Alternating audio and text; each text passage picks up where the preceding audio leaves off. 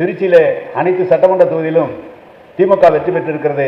எனவே மற்ற நகரங்களை காட்டிலும் திருச்சி அதிகமான பயன்பெற வேண்டும் என்று சொல்லிதான் கிட்டத்தட்ட 4000 கோடி ரூபாய்க்குள்ள திட்டங்களை திருச்சிக்கு மட்டும் தந்திருக்கிறார்கள்.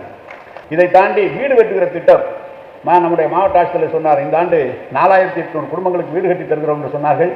எந்தெந்த இடத்தில் பட்டா தந்திருக்கிறோமோ, எந்த இடத்தில் ஏழைகள் விரும்புகிறார்களோ அதை அடுத்த மாவட்டத்தை காட்டிலும் அதிகமான வீடுகளை இந்த ஆண்டு உங்களுக்கு பெற்றுத்தந்து வீடோடு உங்களுக்கு அந்த பட்டா தருகிற பணியை நிச்சயமாக இந்த அரசு செய்யும். இந்த அரசு விழாக இருந்தாலும் சொல்றேன், எம்ஜிஆர் அவர்கள் முதலமைச்சராக இருந்த காலத்தில் தமிழ்நாட்டில் மகளிர் முதலமைச்சருக்கு மகளிர் ஆதரவு என்று அதிகம் என்று சொல்வார்கள்.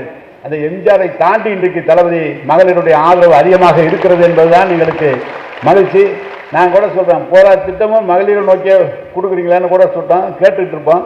சொன்னது அது அவங்களுக்கு விட்டாதான் நம்பிக்கையா இருக்கும், உங்களால் நம்ப முடியாதுன்னு சொன்னார். அது மாதிரி இது உங்களுக்கான ஆட்சியை நம்முடைய முதலமைச்சர்